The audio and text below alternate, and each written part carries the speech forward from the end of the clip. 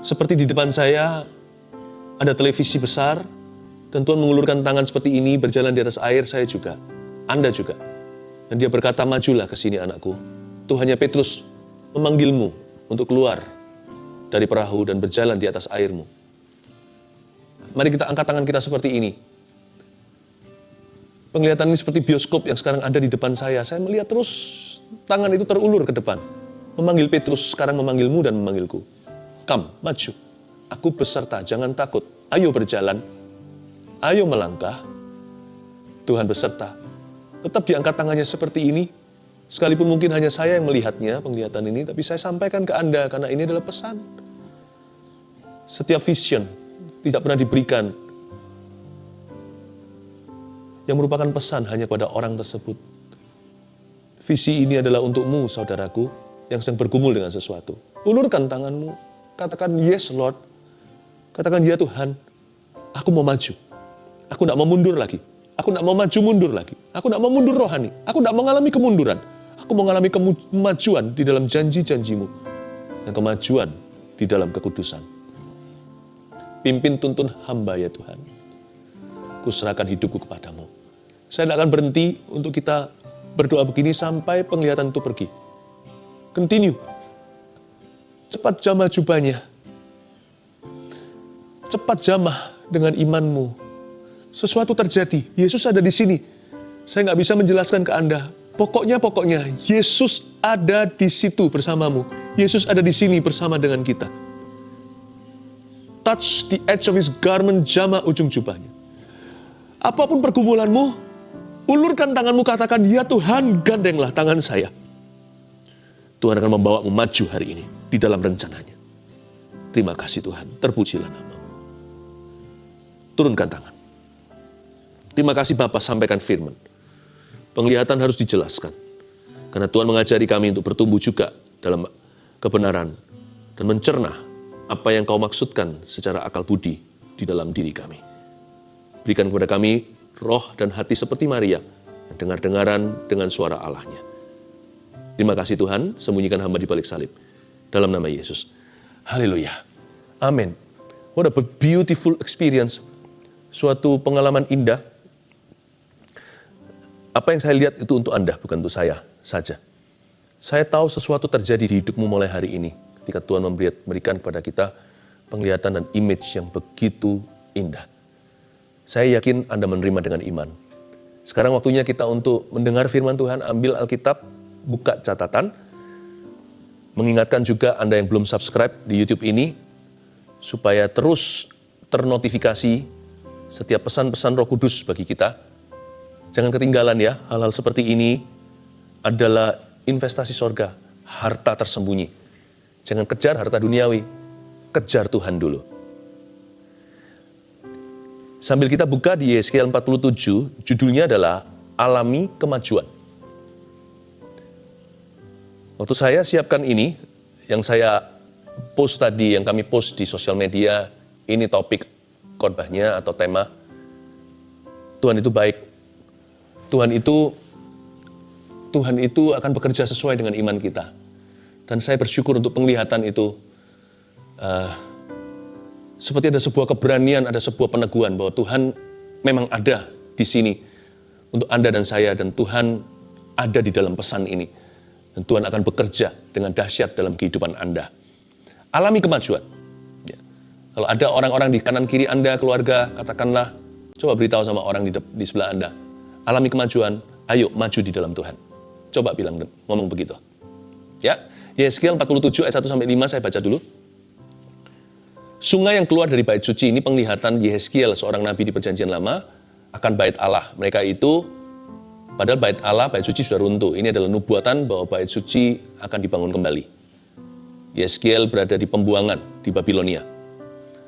Nah, waktu dia melihat bait suci ini, ada suatu perkara ilahi terjadi dalam penglihatannya. Dia melihat air keluar.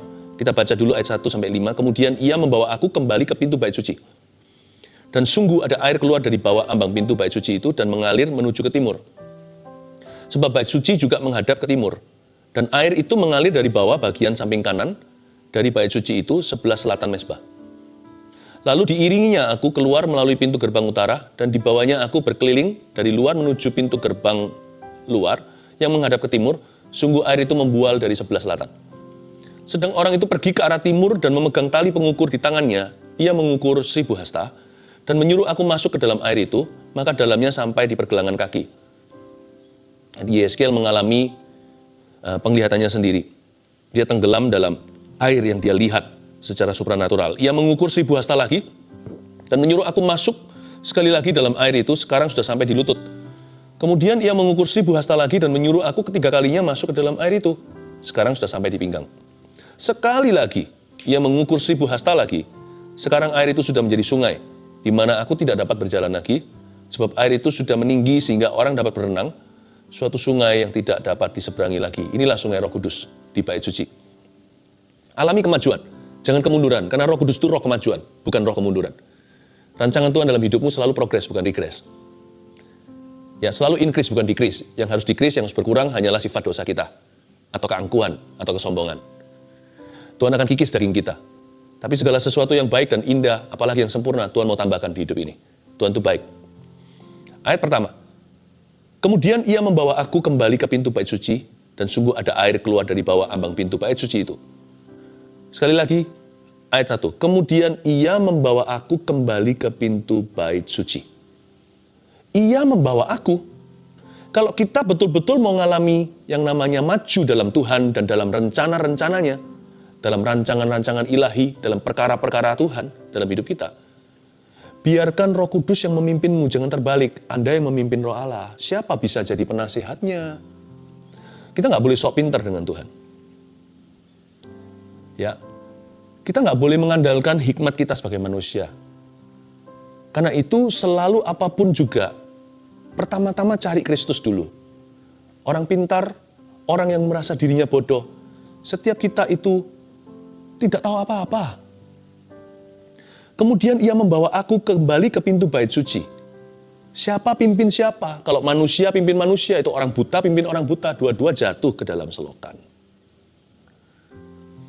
Sepintar-pintar Anda, ingatlah Anda dan saya tidak tahu masa depan. Sepandai-pandai kita, ketahuilah bahwa hikmat manusia itu hanya besarnya seperti telapak tangan ini, size otak kita. Kita nggak tahu segala sesuatu. Kita boleh belajar, kita boleh timba ilmu pengetahuan. Tapi ingat kalau soal kehidupan, Allah yang paling mengerti. Ayat ini menunjukkan siapa Tuhan, siapa Nabi.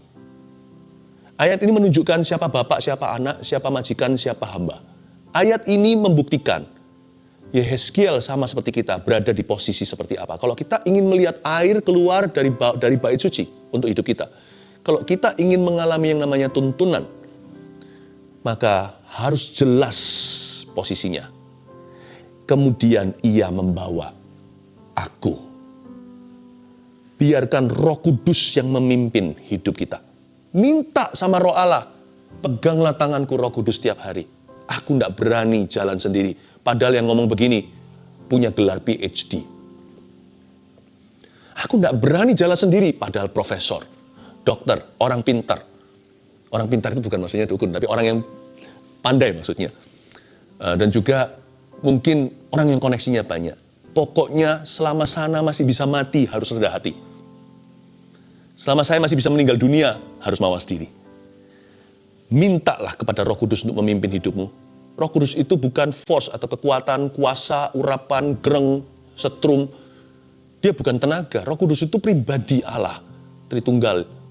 Yang ketiga, Allah Roh Kudus namanya. You can talk to him, speak with him. Kemudian ia membawa aku kembali ke pintu bait suci. Seperti Yeskiel, pimpinlah saya. Tuhan, peganglah tanganku. Minta pimpinan Roh Kudus. Roma 8 berkata, barang siapa adalah anak Allah, hidupnya dipimpin oleh Roh Allah. Siapa yang dipimpin oleh Roh Kudus adalah milik Kristus. Ya, percayalah kepada Tuhan dan jangan bersandar pada pengertianmu sendiri. Biarkan dia berfirman tiap hari. Nggak hanya dia membawa aku, tapi Yeskiel berkata, ia membawa aku kembali ke pintu bait suci. Katakan itu, kembali ke pintu bait suci. Yohanes 10, akulah pintu, kata Yesus. Kalau kita ingin mengalami rancangan Tuhan, rencana Allah atas kehidupan kita, Maka ingatlah, you and I must go back to Jesus. Hidupmu tidak boleh berpusat pada perkara-perkara dunia. Pekerjaan kita itu sudah perkara-perkara dunia, urusan sehari-hari, tapi pusatnya jangan duniawi, pusatnya tetap harus surgawi. Fakta di lapangan, secara praktis hidup ini berada di bumi, kaki kita menginjak di sini. Tapi hati kita nggak boleh ada di sini, harus ada di sana. Biarkan hidupmu berpusat pada Kristus, go back to Jesus. Ia membawa aku kembali ke pintu bait suci itu. Go back to the Bible, kembali ke Alkitab. Buat satu movement, gerakan dalam kehidupanmu.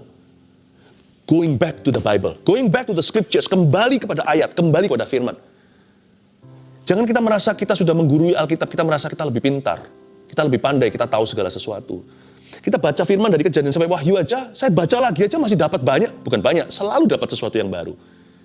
Saya nggak pernah wisuda dari buku ini.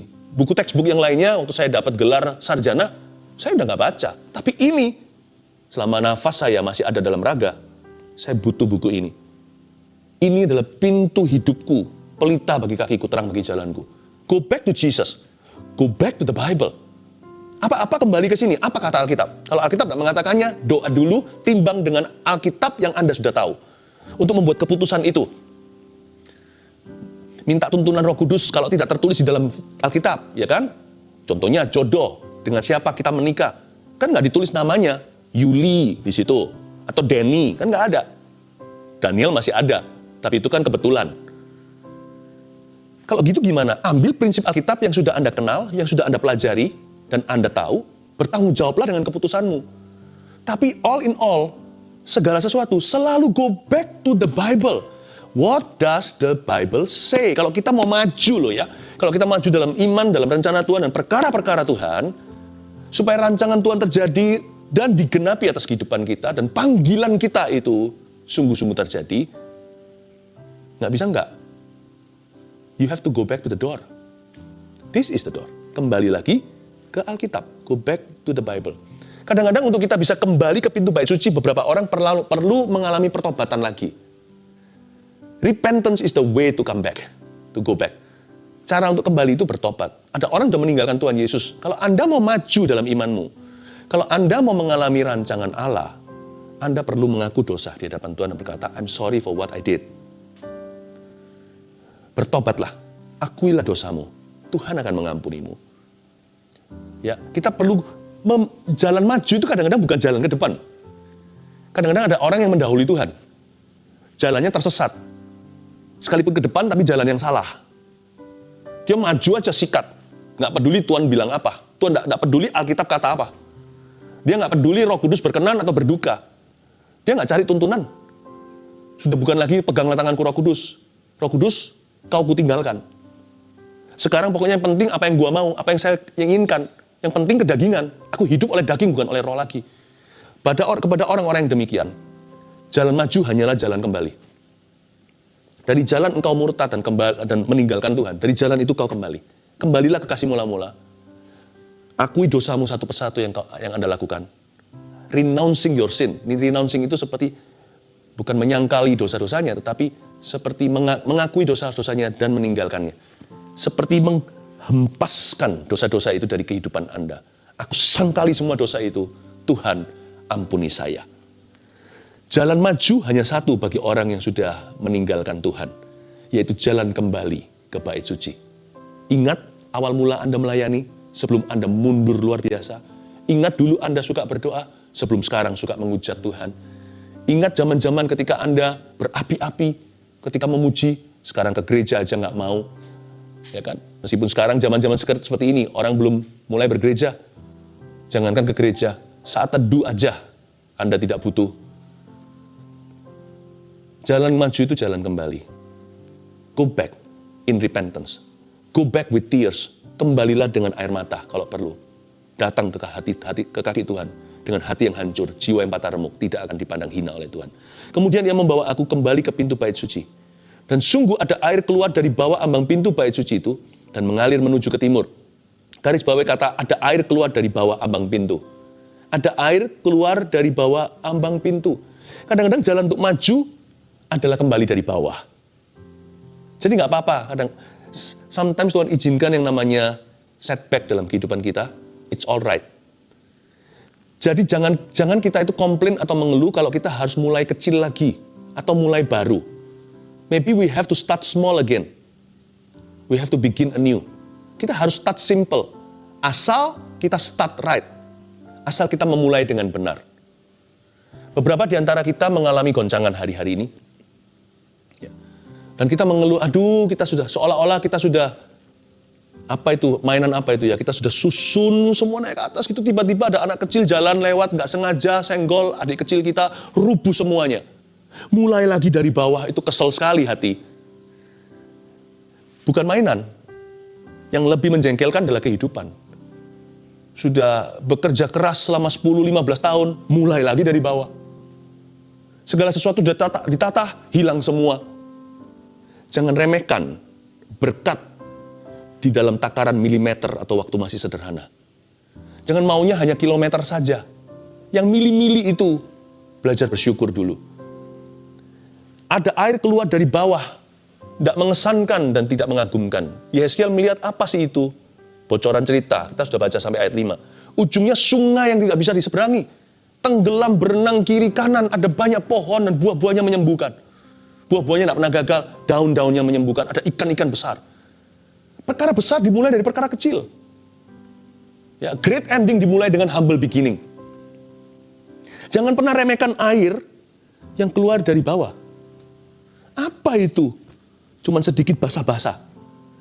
Asal hidupmu dibasahi oleh berkat Allah, katakan haleluya.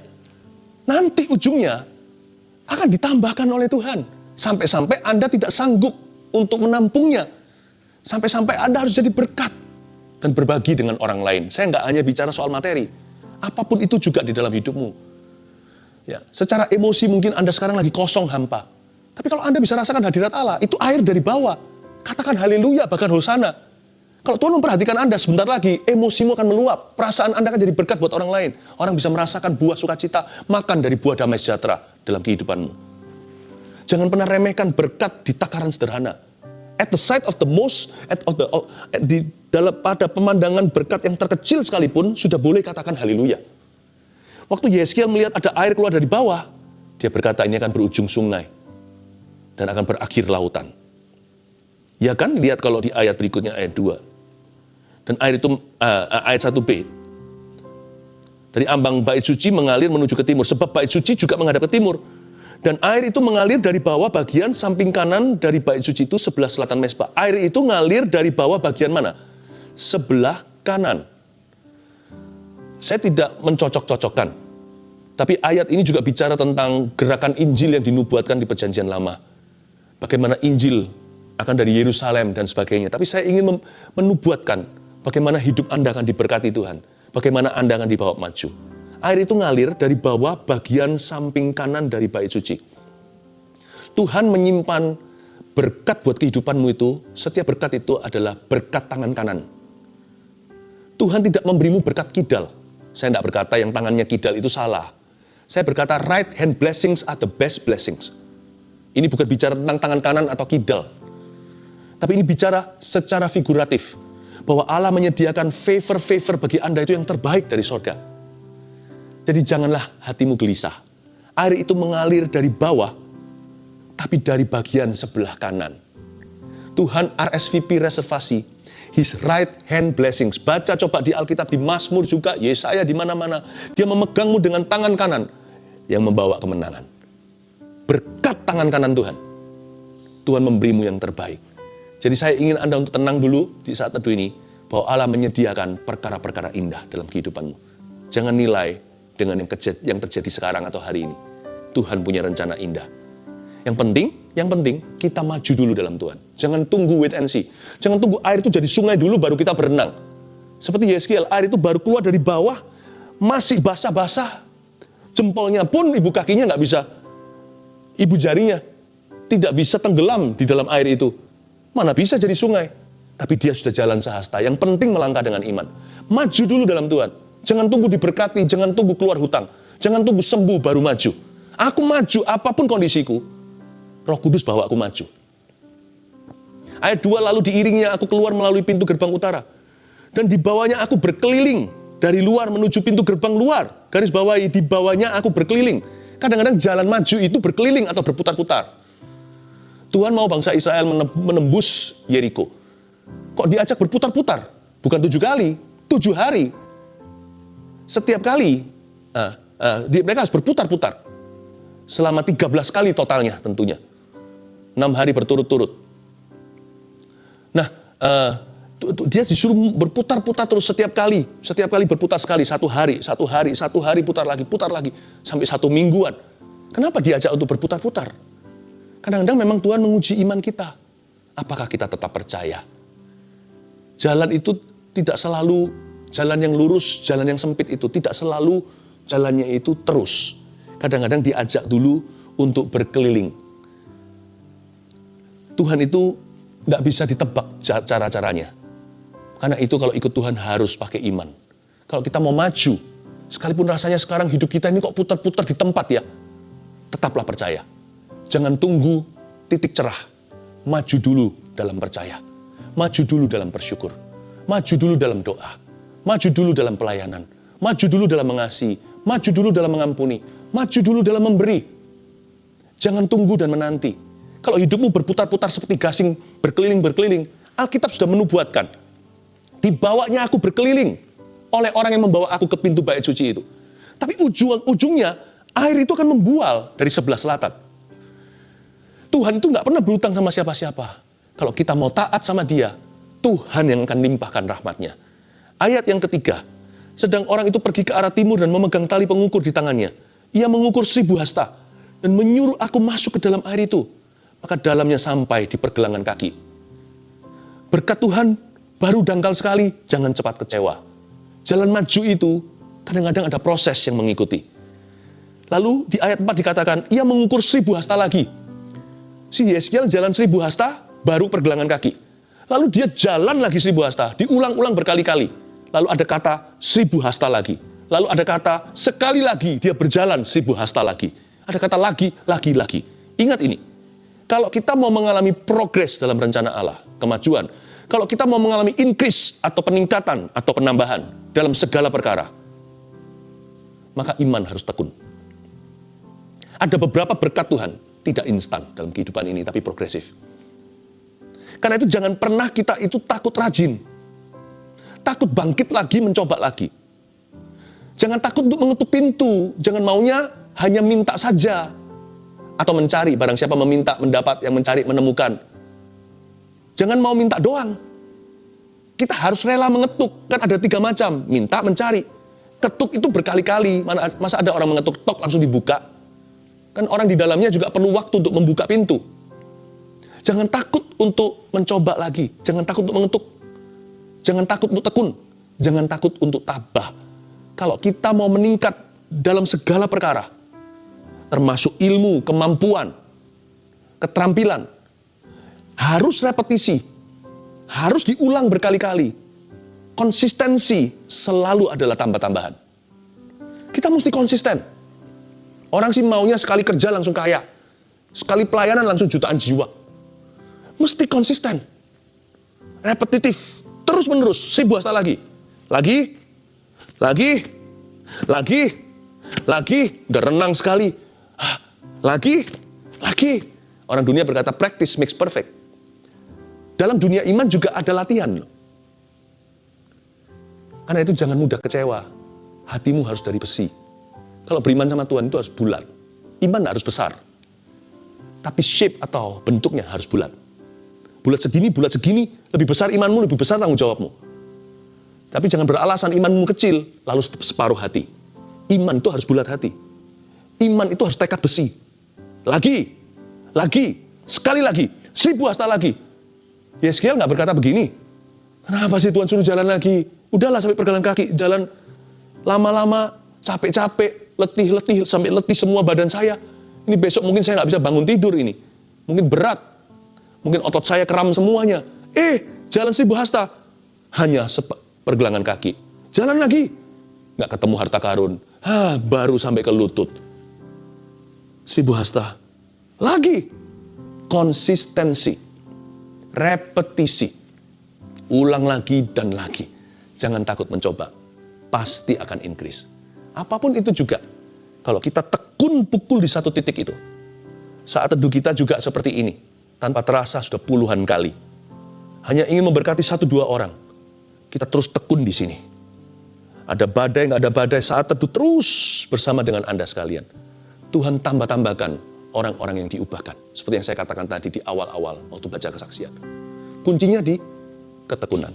Kuncinya di konsistensi. Terus menerus. Karena itu kalau mau doa, jangan hanya sekali. Kalau mengasihi, jangan kadang-kadang. Kalau kita mau taat, terus-terusan. Kalau mau berjuang, jangan menyerah sampai titik darah penghabisan. Sebab Tuhan kita tidak pernah menyerah sama kita. Ayo maju, Tuhan ajak Anda untuk berlari, tidak letih, berjalan tidak lesu. Bersama Yesus, kita bisa melompati tembok. Bersama Tuhan, kita sanggup lakukan segala perkara. Amin. Sebentar lagi saya akan tumpang tangan ke atas tablet ini. Anda cepat kirimkan ya permohonan doa. Kita nyanyi satu lagu dulu. Apapun pergumulanmu, tuliskan di situ. Saya akan tumpang tangan nanti dan memberkati Anda sekalian dan berdoa agar Tuhan mengurapi. Mari kita angkat tangan kita sama-sama. Terima kasih Bapa, setiap orang yang Kau jamah. Tidak semua orang dipanggil dalam hikmat, marifat, dan nubuat. Tapi hari ini semua orang punya panggilan untuk mengasihi Yesus. Setiap orang, Tuhan Yesus ada di dalam hatimu. Berkati anak-anakmu ini. Semua orang yang saat ini mengikuti acara ini live atau nanti yang bukan live. Berkati dengan Allah Bapa dari kasih karunia dari Tuhan Yesus. Dan shalom, damai sejahtera dari Roh Kudus menyertai kita semua. Haleluya. Amin.